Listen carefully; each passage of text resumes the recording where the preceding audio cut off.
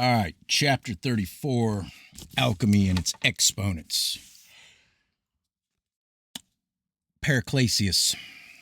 In his biography, Antiqua, Francis Barrett appends to the name of Paracelsus the following titles of distinction: the Prince of Physicians and Philosophers by Fire, Grand Paradoxical Physician, the Trismegistus of Switzerland, first reformer of chemical philosophy, adept in alchemy, Kabbalah, and magic, nature's faithful secretary, master of the elixir of life and the philosopher's stone, and the great monarch of chemical secrets. All right. Alchemy and its exponents. What is that? Is the transmutation of base metals into gold possible? Is the idea one at which the learned of the modern world can afford to scoff? Alchemy, as more than a speculative art, it was also an operative art. Since the time of the immortal Hermes, alchemists have asserted, and not without substantiating evidence, that they could manufacture gold from tin, silver, lead, and mercury. That the galaxy of brilliant philosophic and scientific minds who, over a period of 2,000 years, affirmed the actuality of metallic transmutation and multiplication could be completely sane and rational on all other problems of philosophy and science, yet hopelessly mistaken on this one point, is unattainable. Nor is the reasonable, and the hundreds declaring to have seen and performed transmutations of metal could all have been dupes, imbeciles, or liars. Those assuming that all alchemists were of unsound mentality would be forced to put in this category nearly all the philosophers and scientists of the ancient and medieval worlds. Emperors, princes, priests, and common townsfolk have witnessed the apparent miracle of metallic metamorphosis. In the face of existing testimony, anyone is privileged to remain unconvinced, but the scoffer elects to ignore evidence worthy of respectful consideration. Many great alchemists and hermetic philosophers occupy an honored niche in the Hall of Fame, while the multitudinous critics remain obscure. To list all these sincere seekers after nature's great arcanum is impossible, but a few will suffice to acquaint the reader with the superior types of intellect who interested themselves in this abstruse subject. Among the more prominent names are those of Thomas Norton, Isaac of Holland, Basil Valentine, the supposed discoverer of antimony, Jean de Meung, Roger Bacon, Albertus Magnus, Quentin Gerber, the Arabian who...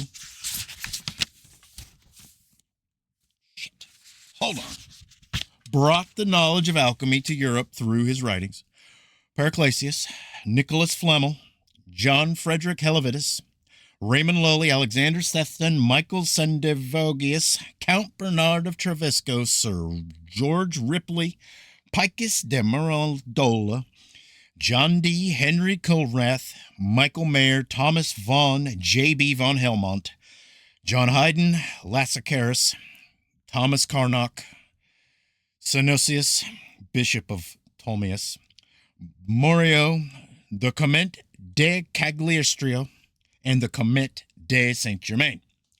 There are legends to the effect that King Solomon and Pythagoras were alchemists, and that the former manufactured by alchemical means the gold used in his temple.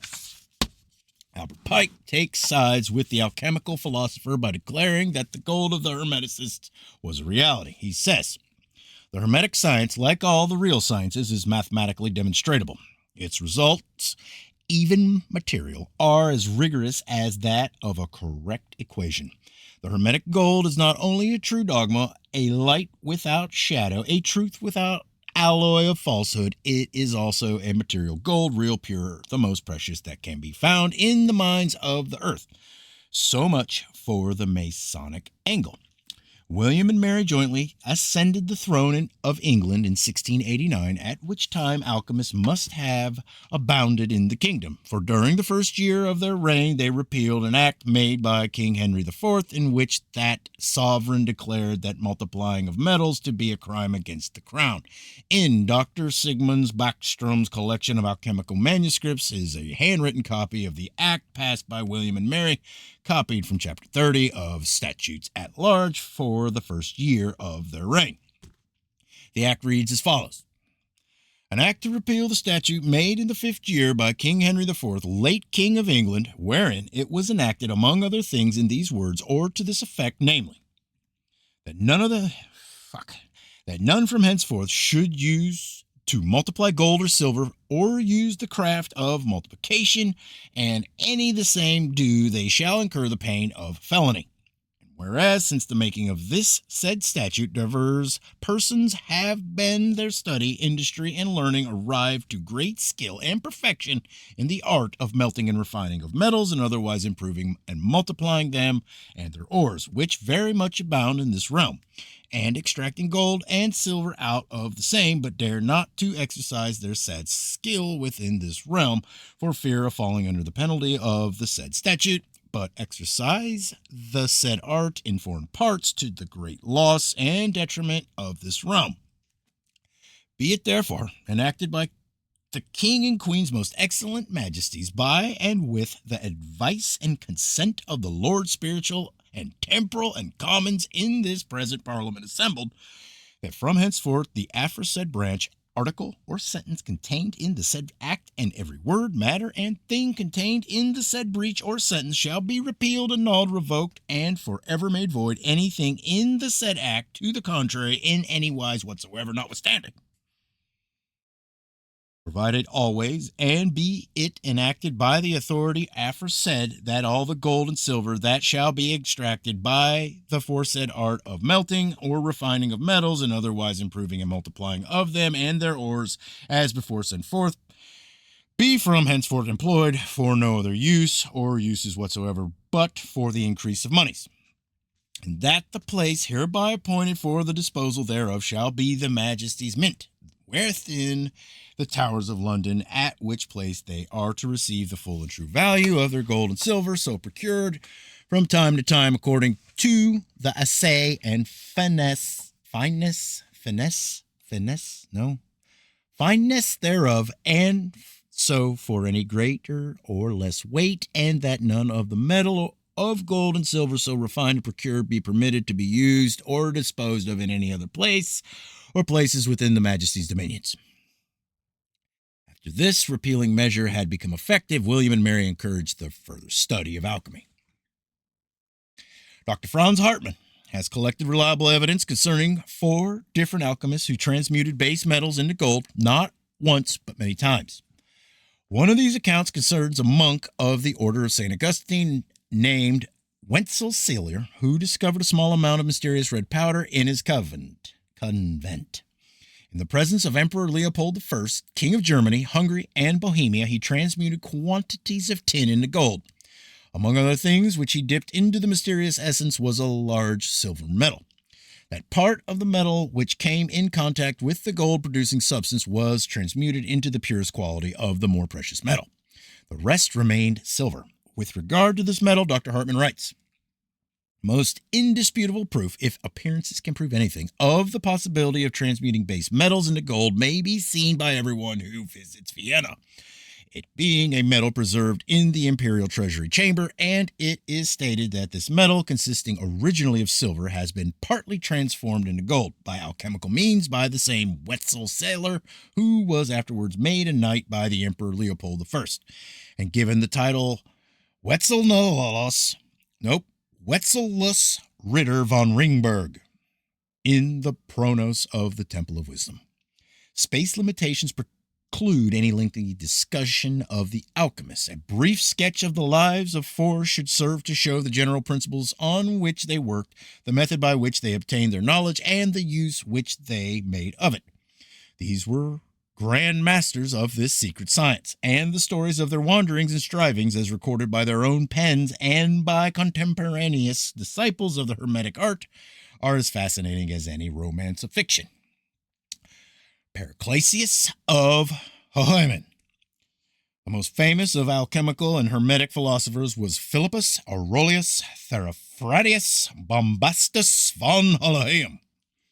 This man, who called himself Paracelsus, declared that someday all the doctors of Europe would turn from the other schools and, following him, revere him above every other physician. The accepted date of the birth of Paracelsus is December 17, 1493. He was an only child. Both his father and mother were interested in medicine and chemistry. His father was a physician and his mother was a superintendent of a hospital. While still a youth, Paracelsus became greatly interested in the writings of Isaac of Holland and determined to reform the medical science of his day. 20 years old, he began a series of travels which continued for about 12 years. He visited many European countries, including Russia. It is possible that he penetrated into Asia. It was in Constantinople that the great secret of the Hermetic arts was bestowed upon him by Arabian adepts. His knowledge of the nature spirits and the inhabitants of the invisible worlds he probably secured from the Brahmins in India with whom he came in contact either directly or through their disciples. He became an army physician, and his understanding and skill brought him great success. Upon his return to Germany, he began his long dream of reformation of the medical arts and sciences. He was opposed on every hand and criticized unmercifully. His violent temper and tremendously strong personality undoubtedly precipitated many storms upon his head, which might have been avoided had he been of a less caustic disposition. He flayed the apothecaries, asserting that they did not use the proper ingredients in their prescriptions and did not consider the needs of their patients, desiring only to collect exorbitant fees for their concoctions. The remarkable cures which Paracelsus effected only made his enemies hate him more bitterly, for they could not duplicate the apparent miracles which he wrought. He not only treated the more common diseases of his day, but is said to have actually cured leprosy, cholera, and cancer. His friends claim for him that he all but raised the dead. His systems of healing were so heterodox, however, that slowly but surely his enemies overwhelmed him and again forced him to leave the fields of his labors and seek refuge where he was not known. There is much controversy concerning the personality of Paracelsus. That he had an irascible disposition, there is no doubt. His hatred for physicians and for women amounted to mania.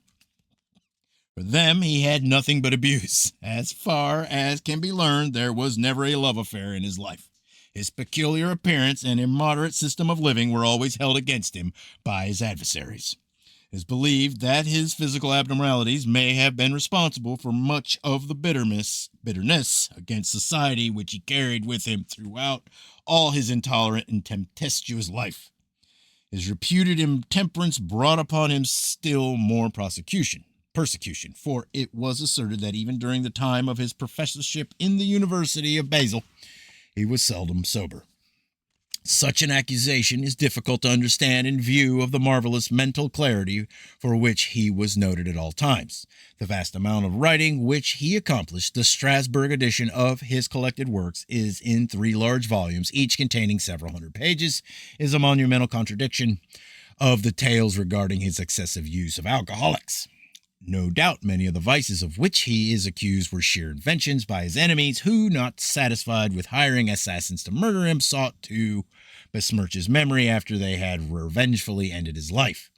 The manner in which Paracelsus met his death is uncertain, but the most credible amount is that he died as the indirect result of a scuffle with a number of assassins who had been hired by some of his professional enemies to make away with the one who had exposed their chicanery. Few manuscripts are extant in the handwriting of Paracelsus, for he dictated the majority of his works to his disciples, who wrote them down. Professor John Maxim Stillman of Stanford University pays the following tribute to his memory. Whatever be the final judgment as to the relative importance of Paracelsus in the upbuilding of medical science and practice, it must be recognized that he entered upon his career at Basel with the zeal and the self-assurance of one who believed himself inspired with a great truth and destined to effect a great advance in the science and practice of medicine. By nature, he was a keen and open-minded observer of whatever came under his observation, though probably also not a very critical analyst of the observed phenomena. He was evidently an unusually self-reliant and independent thinker, though the degree of originality in his thought may be a matter of legitimate differences of opinion. Certainly, once having, from whatever combination of influences, made up his mind to reject the sacredness of the authority of Aristotle, Galen, and Avicenna, and having found what to his mind was a satisfactory substitute for his ancient dogmas in his own modification of the Neoplatonic philosophy, he did not hesitate to burn his ships behind him. Having cut loose from the dominant Galesian of his time, he determined to preach and teach that the basis of the medical science of the future should be the study of nature, observation of the patient, experiment and experience, and not the infallible dogmas of authors long dead. Doubtless in the pride and self-confidence of his youthful enthusiasm, he did not rightfully estimate the tremendous force of conservatism against which he directed his assaults. If so, his experience in Basel surely undeceived him. From that time on, he was to be a wanderer again, sometimes in great poverty, sometimes in moderate comfort, but manifestly disillusioned as to the immediate success of his campaign, though never in doubt as to its ultimate success.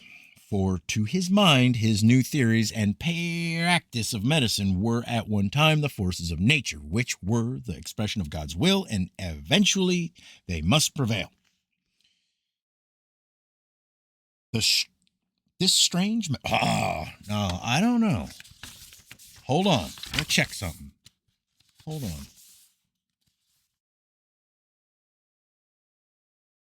All right. Well, I was just double checking. I'm going to go to it. Here we go. Woo! You don't know who that is. It's Albert Magnus. Albert the Groot was born about 1206 and died at the age of 74. It has been said of him that he was Magnus in Magia, major in philosophy, Maximus in theologia. He was a member of the Dominican order and the mentor to St. Thomas Aquinas in alchemy and philosophy. Among other positions of dignity occupied by Albertus Magnus was the Bishop of Regensburg. He was beatified in 1622. Albertus was an Aristotelian philosopher, an astrologer, and a profound student of medicine and physics. During his youth, he was considered of deficient mentality, but his sincere service and devotion was rewarded by a vision in which the Virgin Mary appeared to him and bestowed upon him great philosophical and intellectual powers.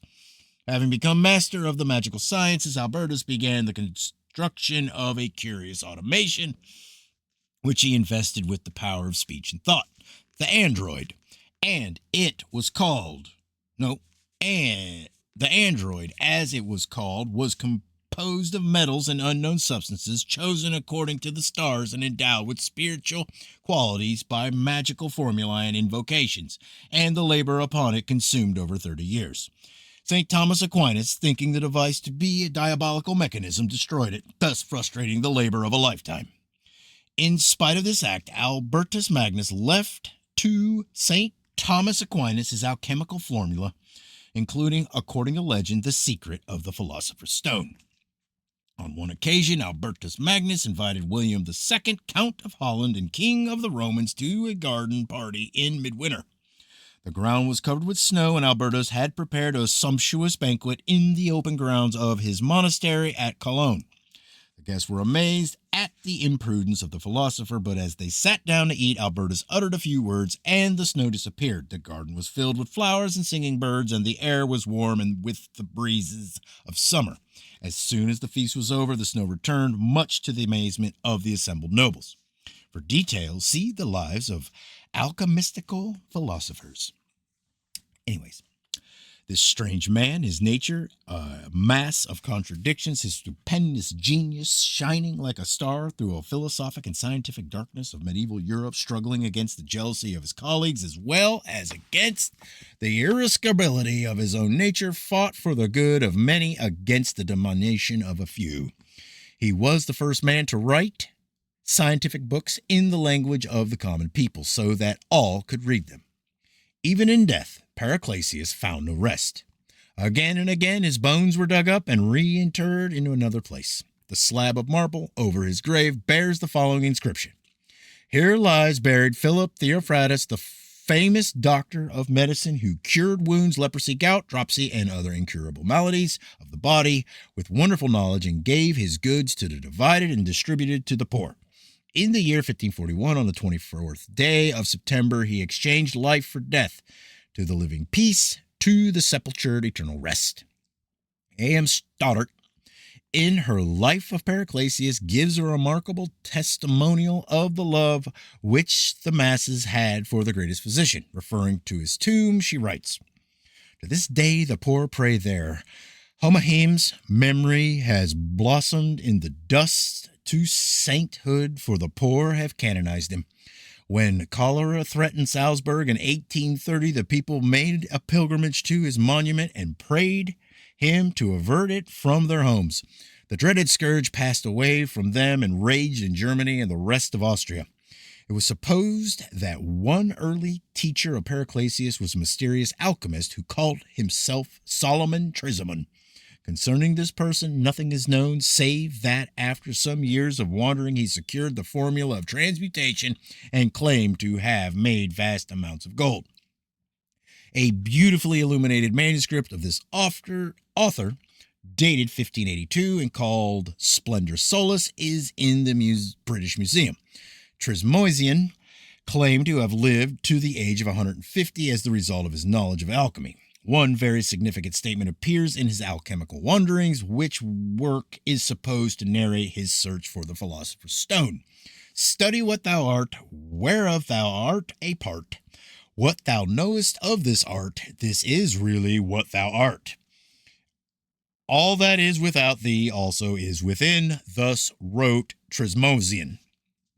Raymond Lully, the most famous of all the Spanish alchemists, was born about the year 1235. His father was seneschal to James I of Aragon, and young Raymond was brought up in the court surrounded by temptations and profligacy abounding in such places. He was later appointed to the position which his father had occupied. A wealthy marriage ensured Raymond's financial position, and he lived the life of a grandee. One of the most beautiful women at the court of Aragon was Donna Ambrosia Eleonora de Castile, whose virtue and beauty had brought her great renown. She was at that time married and was not particularly pleased to discover that young Lully was rapidly developing a passion for her. Wherever she went, Raymond followed, and at last, over a trivial incident, he wrote some very amorous verses to her, which produced an effect quite different from what he had expected. He received a message inviting him to visit the lady. He responded with alacrity. She told him that it was only fair that he should behold more of the beauty concerning which he wrote such appealing poems, and drawing aside part of her garments, disclosed that one side of her body was nearly eaten away by a cancer. Raymond never recovered from the shock. It turned the entire course of his life. He renounced the frivolities of the court and became a recluse. Sometime afterwards, while doing penance for his worldly sins, a vision appeared to him in which Christ told him to follow in the direction in which he should lead. Later, the vision was repeated. Hesitating no longer, Raymond divided his property among his family and retired to a hut on the side of a hill, where he devoted himself to the study of Arabic, and he might go forth and convert the infidels. After 6 years in this retreat, he set out with a Mohammedan servant who, when he learned that Raymond was about to attack the faith of his people, buried his knife in his master's back. Raymond refused to allow his would-be assassin to be executed, but later the man strangled himself in prison. When Raymond regained his health, he became a teacher of the Arabic language to those who intended traveling to the Holy Land. It was while so engaged that he came in contact with Arnold of Villanova, who taught him the principles of alchemy. As a result of this training, Raymond learned the secret of the transmutation and multiplication of metals. His life of wandering continued, and during the course of it he arrived at Tunis, where he began to debate with the Mohammedan teachers and nearly lost his life as the result of his fanatical attacks upon the religion. He was ordered to leave the country and never to return again upon pain of death. Notwithstanding their threats, he made a second visit to Tunis, but the inhabitants, instead of killing him, merely deported him to Italy. An unsigned article appearing to Household Words, number 273, a magazine conducted by Charles Dickens, throws considerable light on Lully's alchemical abilities. Whilst at Vienna, he, Lully, received flattering letters from Edward II, King of England, and from Robert Bruce, King of Scotland, entreating him to visit them. He had also, in the course of travels, met with John Cremer, Abbot of Westminster, with whom he formed a strong friendship, and it was more to please him than the king that Raymond consented to go to England. A tract by John Cremer appears in the Hermetic Museum, but there is no record in the Annals of Westminster of anyone by that name. Cremer had an intense desire to learn the last great secret of alchemy, to make the powder of transmutation, and Raymond, with all his friendship, had never disclosed it. Cremer, however, set to work very cunningly. He was not long in discovering the object that was nearest to Raymond's heart, the conversion of the infidels. He told the king wonderful stories of the gold Lully had the art to make, and he worked upon Raymond by the hope that King Edward would be easily induced to raise a crusade against the Mohammedans if he had the means. Raymond had appealed so often to popes and kings that he had lost all faith in them. Nevertheless, as at a last hope, he accompanied his friend Cremer to England. Cremer lodged him in his abbey, treating him with distinction, and there Lully at last instructed him in the powder, the secret of which Cremer had so long desired to know. When the powder was perfected, Cremer presented him to the king, who received him as a man may be supposed to receive, one who could give him boundless riches. Raymond made only one condition, that the gold he made should not be expended upon the luxuries of the court or upon a war with Christian kings, and that Edward himself should go in person with an army against the infidels. Edward promised everything and anything.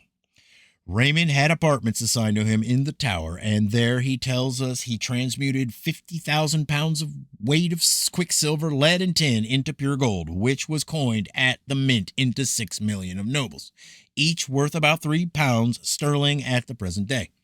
Some of the pieces said to have been coined out of this gold are still to be found in antiquarian collections.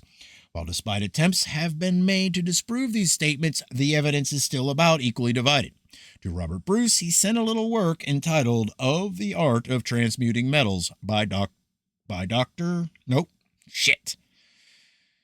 Transmuting Metals. Dr. Edmund Dickinson relates that when the cloister which Raymond occupied at Westminster was removed, the workmen found some of the powder, which they then enriched themselves. During Lully's residence in England, he became the friend of Roger Bacon. Nothing, of course, could be further from King Edward's thoughts than to go on a crusade. Raymond's apartments in the Tower were only an honorable prison, and he soon perceived how matters were. He declared that Edward would meet with nothing but misfortune and misery for his breach of faith. He made his escape from England in 1315 and set off once more to preach to the infidels. He was now a very old man, and none of his friends could ever hope to see his face again. All right. He went first to Egypt, then to Jerusalem, and thence to Tunis a third time. There he at last met with his martyrdom he had so often braved. The people fell upon him and stoned him. Some Genoese merchants carried away his body, in which they discerned some feeble signs of life. They carried him on board their vessel, but though he lingered a while, he died as they came in sight of Majorca on the 28th of June, 1315, at the age of 81. He was buried with great honor in his family chapel at St. Olma, the viceroy, and all the principal nobility attending.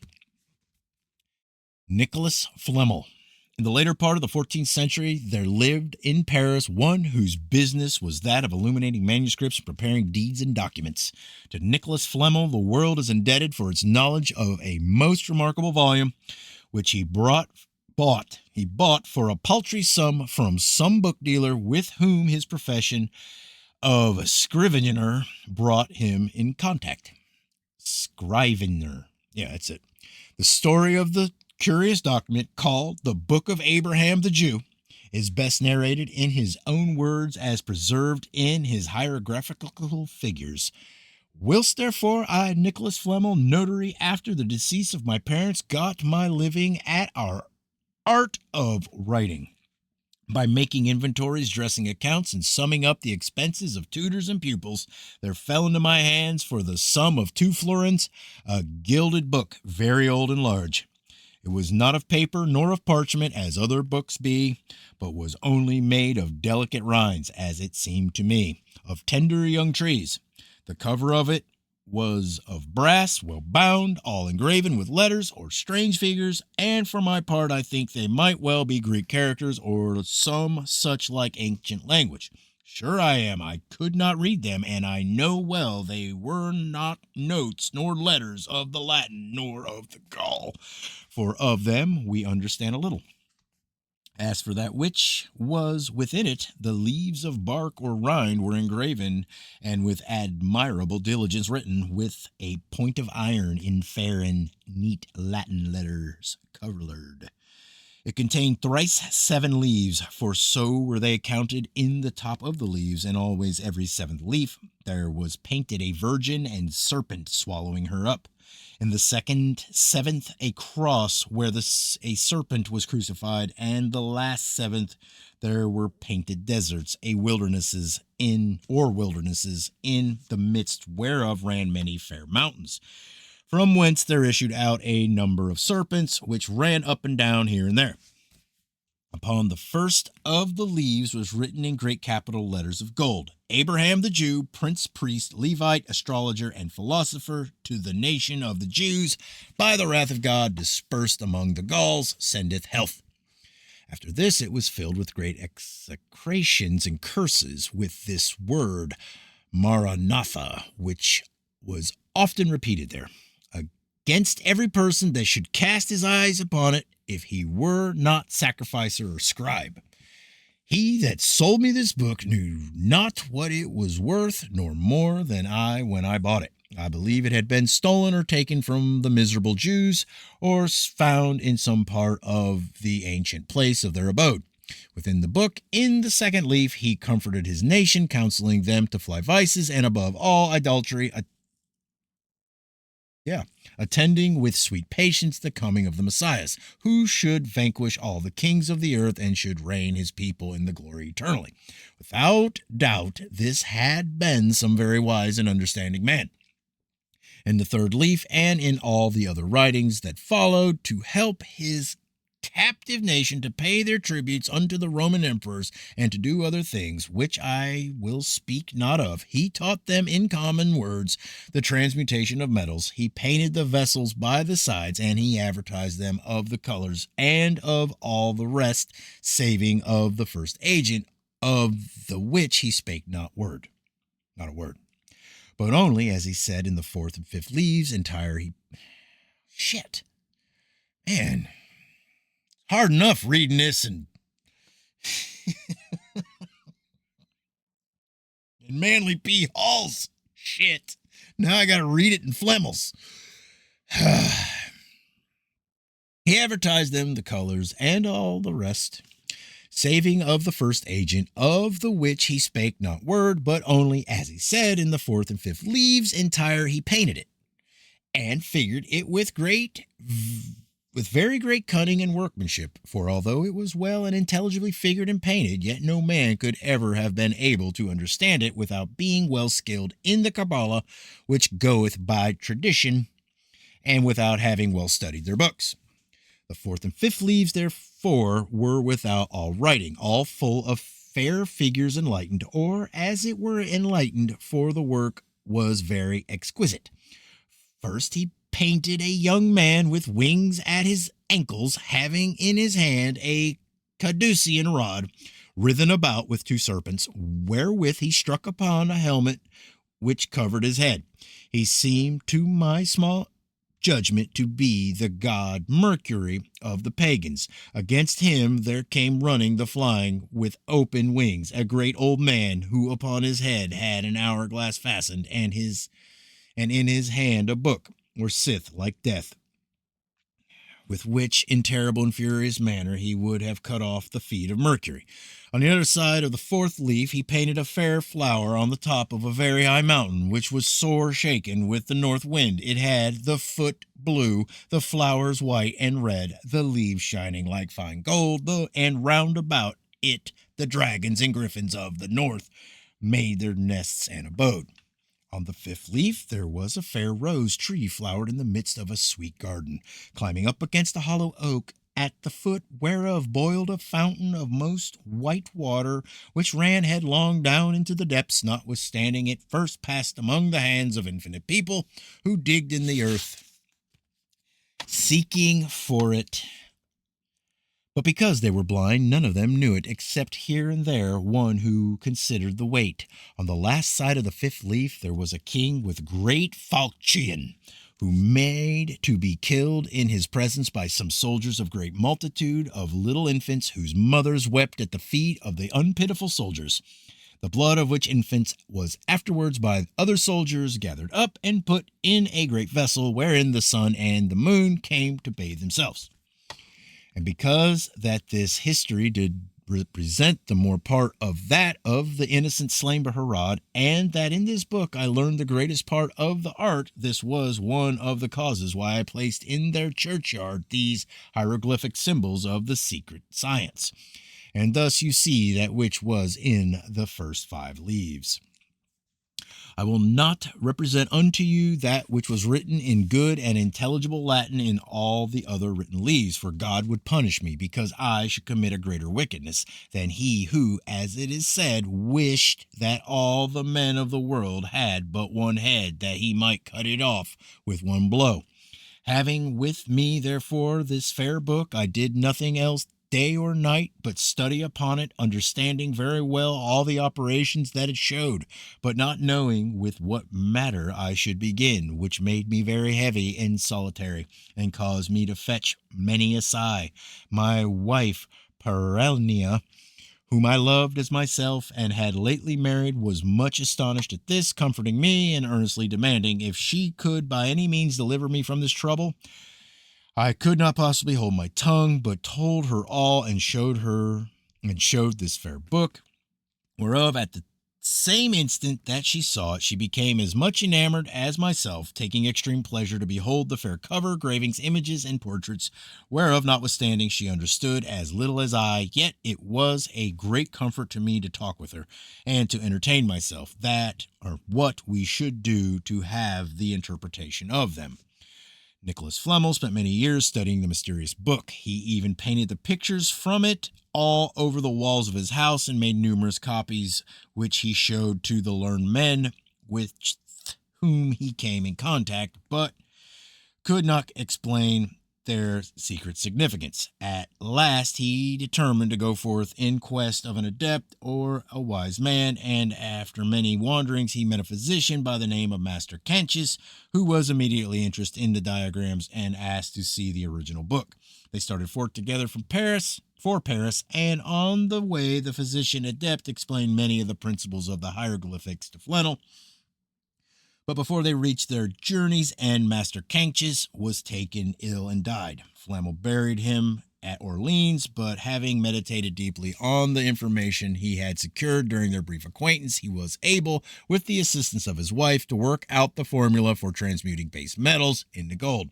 He performed the experiment several times with perfect success, and before his death caused a number of hieroglyphic figures to be painted upon an arch in St. Innocent's churchyard in Paris, wherein he concealed the entire formula as it is written, as it had been revealed to him from the book of Abraham the Jew. Almost done. Count Bernard of Treviso. Of all those who sought for the elixir of life and the philosopher's stone, few passed through the chain of disappointments that beset Count Bernard of Treviso, who was born in Padua in 1406 and died in 1490.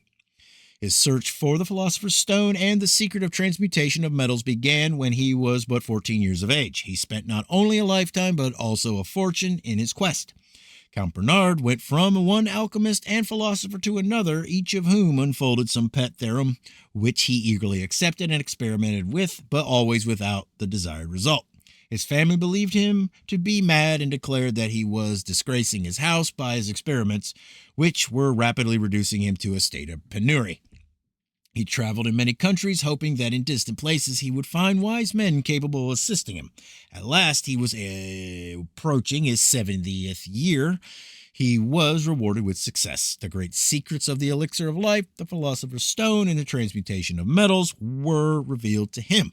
He wrote a little book describing the results of his labors, and while he lived only a few years to enjoy the fruitage of his discovery, he was thoroughly satisfied that the treasure he had found was worth the lifetime spent in search of it. An example of the industry and perseverance displayed by him is to be found in one of the processes which some foolish pretender coaxed him to attempt, and which resulted in his spending 20 years calcining eggshells and nearly an equal period distilling alcohol and other substances. In the history of alchemical research, there never was a more patient and persevering disciple of the great arcanum. Bernard declared the process of dissolution accomplished not with fire but with mercury to be the supreme secret of alchemy. Chapter 35, the theory and practice of alchemy.